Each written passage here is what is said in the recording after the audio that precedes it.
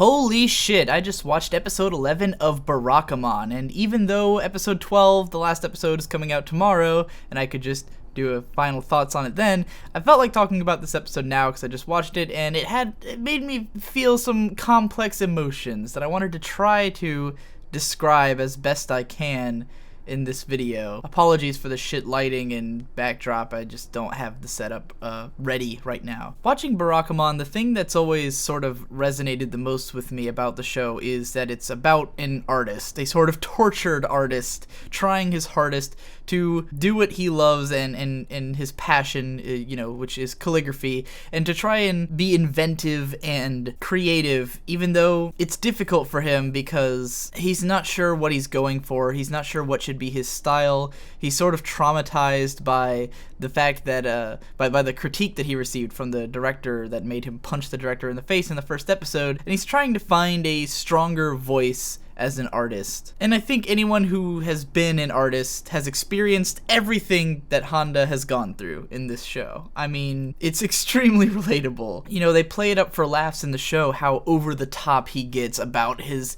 calligraphy and all the pain he feels, but mentally, this is exactly what I think people feel, what artists feel, what I have felt.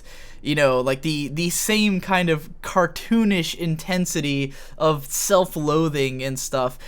If you ever follow Tommy Oliver on Twitter, you'll get exactly this. Like the same kind of shit that Honda goes through. And I've been through it myself. I might not be as vocal about it. I might not talk about the struggle so much, but I've been there. Although these days I would say I've more or less found my voice pretty strongly. I might be older than Honda even. I'm not sure how old he's supposed to be. But in any case, Honda is very easily influenced by his surroundings. As we see on the island, you know, a major event will happen and it will cause him like instant inspiration and to really change and grow his style in massive leaps and bounds. And even he is often surprised by it. He's always like, how is it possible that something as simple as going somewhere else can change me so completely, and that he can't really do that when he's back at home.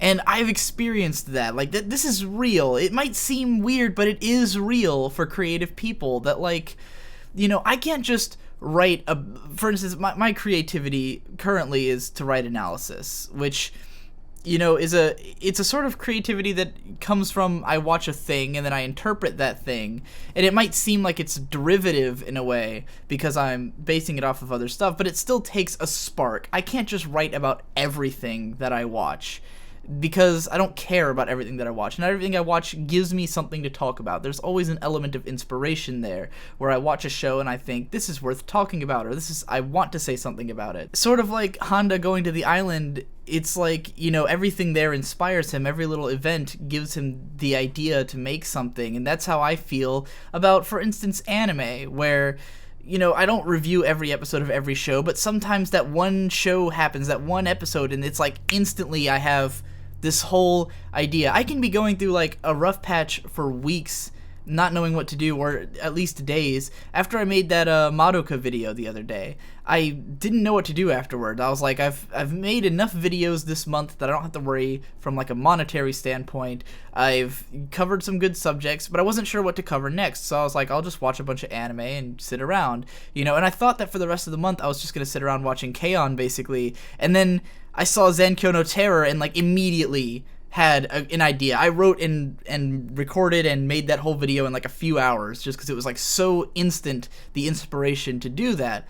And that's sort of similar to, like, you know, Honda sitting out there and seeing the stars, and it's like, even though he had been in this rut, even though he didn't know what to draw, the second he saw that, it was immediate and powerful, and it made him create something totally different, you know. And I've done stuff like that too. Just minor differences in condition, differences in mindset, differences in location can change everything exponentially. And so seeing that represented here in this show is always really powerful to me because I felt it so strongly. And I've also sort of got the mindset that Honda has where, you know, he leaves the island without saying anything. He just goes home like he was going to leave it all behind. It's almost like he sees other people and the world around him as, like, through the cipher of things that inspire my art. It's not so much that they exist as people or as friends so much as inspirations.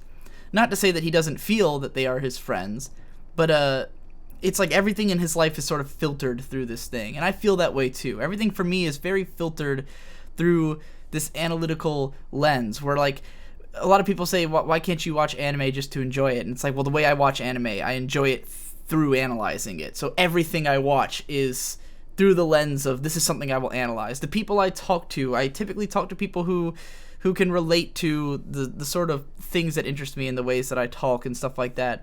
And I lose friends very easily. Not to say that I lose them as in like we have fallings out. I just stop talking to people. I'm used to moving away a lot. I've moved like 17 times in my life.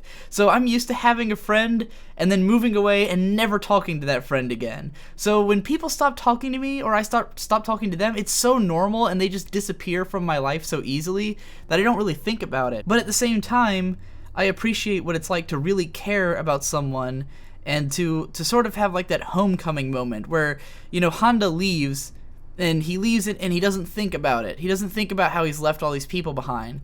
But then when they call him on the phone, he sort of remembers all the emotions those people gave him, you know? Like, it all kind of resurfaces. And I felt that too, where like I've talked to someone who I haven't spoken to in a while, and it makes me remember the connections I had or the way that they inspired me, the emotions that person brings to the table.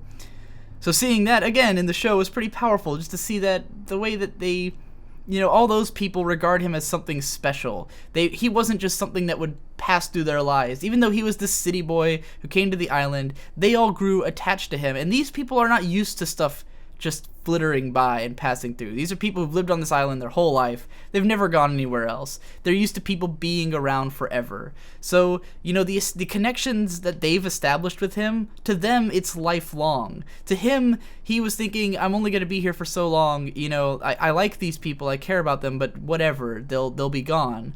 But then, you know, the way that they regard him is so different. And so they call him, and it's just this sort of brilliant, beautiful moment, and it sort of opens his eyes to the idea like, wow, these are deeper connections. You know, I think he realized that in that moment, and that's why, you know, he goes from, I can only draw well on the island, I can only get inspired on the island because it's an environmental thing, whereas when he realizes that friendship carries through that. Friendship doesn't just disappear because you left the island. You know, the feelings that those people bring aren't just gone.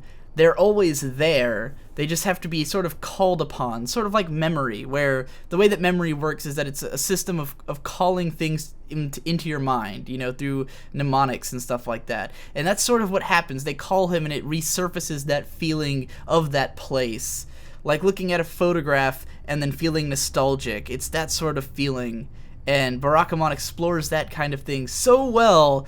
That's what makes the show so much fun and so interesting and engaging, and why I like it so much. Which is why I had to talk about episode 11, even though episode 12 comes out tomorrow. So that's that.